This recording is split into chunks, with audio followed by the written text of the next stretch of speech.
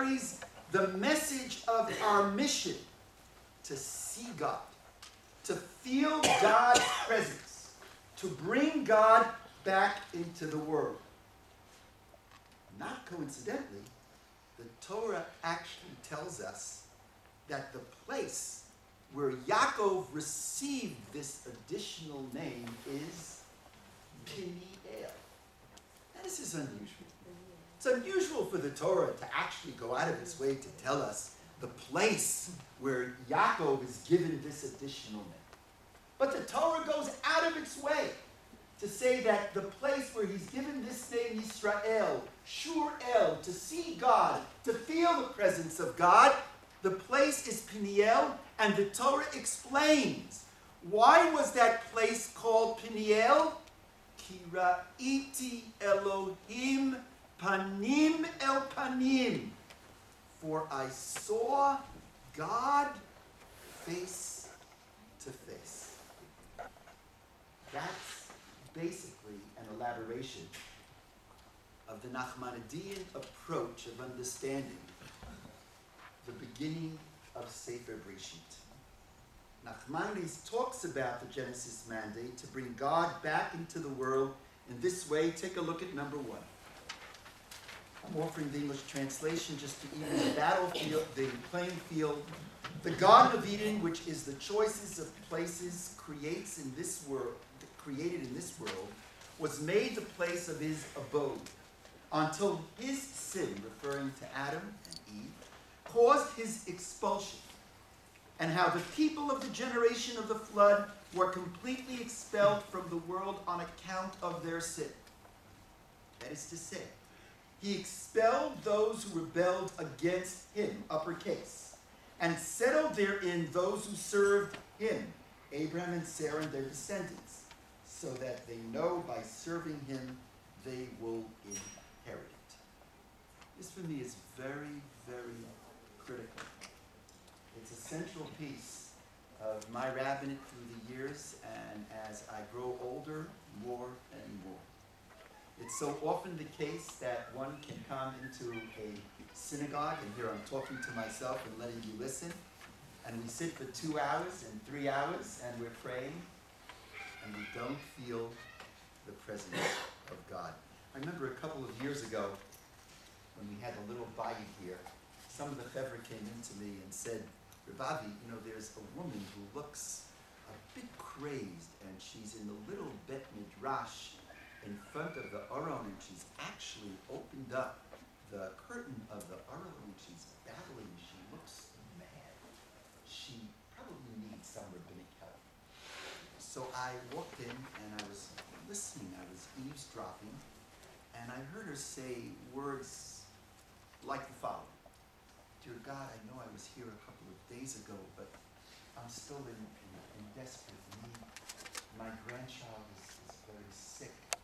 And she was just pouring her heart out.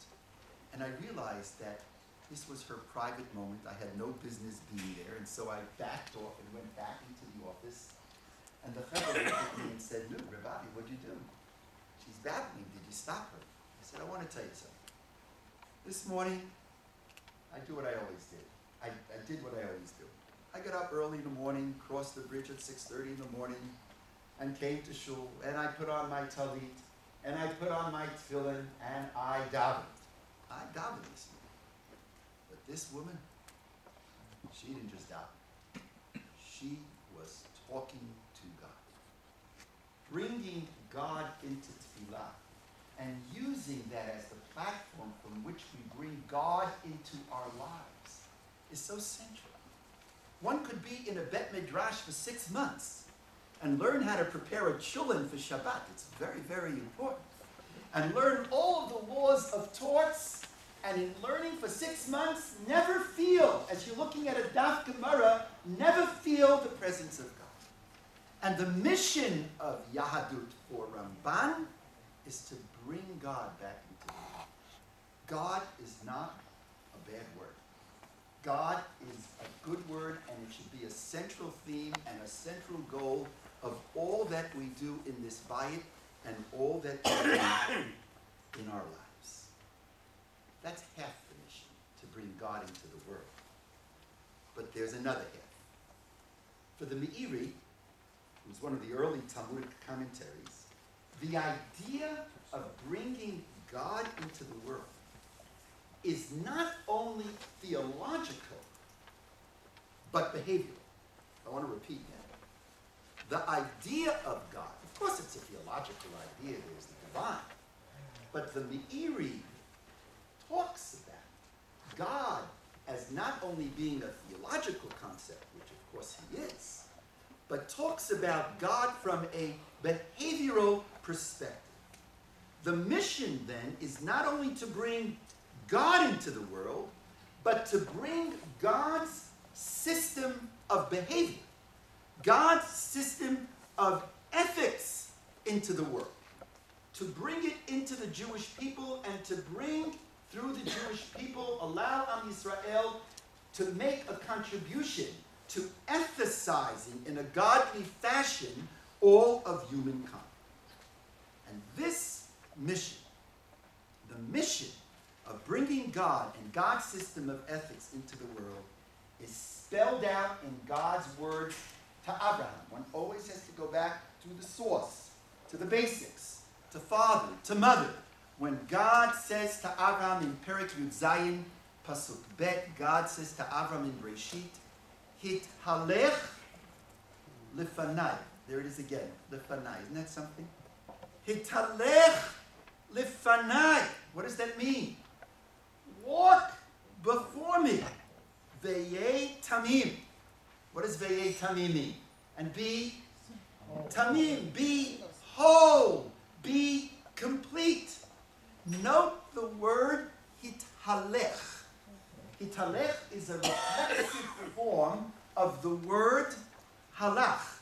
I believe that hitalech is a play on the word halacha, which is the corpus of law which guides Jewish life. And note the word lifanai. Once again, the face of God. Hitalech lifanai. God says, follow the halacha before me.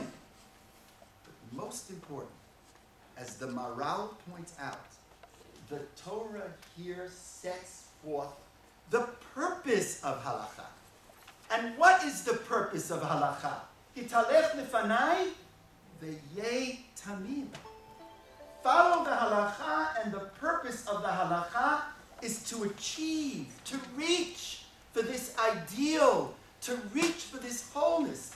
Literally, what does halacha mean? Halacha from the word halach means to go, to be guided, to walk the path towards achieving, the Maral would say, this wholeness. In other words, through the halacha, through walking with God, one attempts to live a life of fullness, of goodness, of tmimut.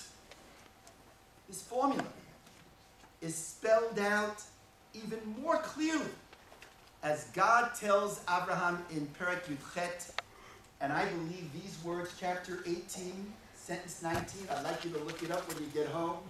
If you want to know the mission of Judaism, it's right here. Vishamru derech Hashem, lasot tzedakah umishpat. There you have it. That's what God says to us. Vishamru derech Hashem, to guard, to observe the paths of the Lord. For what purpose? Lasot. Lasot is the last word of the creation story. Asher bara Elokim lasot. It denotes partnership, a covenantal partnership between the human being and God. In Breshit, it's universal. Here, it's very nationalistic, particularistic. Vishamru derech Hashem lasot, to do tzedakah umishpat, righteousness and justice. The mission of Abraham and the mission of Sarah and their children is to follow the path of the Lord, to do righteousness and judgment. And the context of that statement is, of course, the narrative concerning stone. God is about ready to destroy Sodom. And God says, Hamachaseh ani me'Abraham? Am I going to conceal from Abraham what I'm about ready to do? I'm about ready to destroy all of stone. Ki yidativ, says the Midrash. God says, I know Abraham. Yada is the biblical term for love. I love Abraham. Why do I love him? I love him because v'shamru derech Hashem lasot tzedakah u'mishpat. And after God tells Abraham, I'm ready to destroy stone, Abraham, in perhaps his greatest moment, maybe even greater than the Akedah, stands up to God and challenges God, and he calls out, Hashofet, Kol Haaretz, Lo Yasem Mishpat. Is the judge of the earth not going to do justice? Here Abraham is asking God, if halacha is derech Hashem, if halacha is the way of God, lasot tzedakah u'mishpat, to do righteousness and justice, if that's what halacha is all about, is it proper to destroy all of stone? Is collective guilt, collective punishment, is it proper? And what follows then is the whole give and take. If I find 50, if I find 40, if I find 10. Not all agree that halacha has as its goal the creation of a system of ethics. I've argued that the goal of halacha is to create this ethical monotheistic system, that is the mission of Judaism. But not everybody believes that halacha has as its goal a system of ethics. The preeminent scholar who argues this point in the last century was, of course, Professor Yeshaya Leibovitz, who insists that halacha has nothing to do with ethics. Ethics, he suggests, belongs to the realm of sentimentality. That's not halacha. Halacha for Professor Leibovitz is to submit. It is to submit to God's will. In his words, take a look at number 2. The only genuine reason for the mitzvot is the worship of God, and not the satisfaction of a human need or interest. If, for example, the meaning of Shabbat were social or national, it would be completely superfluous. It sounds like Professor Leibovitz. The Secretary of the Labor Union takes care of the workers' need for rest. The divine presence did not descend upon Mount Sinai to fulfill that function. If Shabbat does not have the meaning of holiness, a holiness utterly devoid of humanistic meaning, then it has no meaning at all. Professor Leibovitz was a giant. And it's within that framework that I truly, in a small way, would say, respectfully, very respectfully, I disagree. And I wrote this paragraph down as I read it for you to follow me. The Torah is called an Eitz Chaim, as it teaches us about life. Think about that for a moment. There were 2 trees in the Garden of Eden, the Eitz HaChaim and the Eitz HaDat. If we were given a choice, what would one call the Torah? An Eitz Chaim or an Eitz HaDat? I would think I would call it it's a book of knowledge. We don't call it the book of knowledge. It is called the book of life. As we return the Torah to the ark, we sing out the words from Mishlei, from Proverbs. Listen to these words. They're magnificent. Dracheha darchei noam, v'chol netivoteha shalom. Its ways are ways of pleasantness, and all of his paths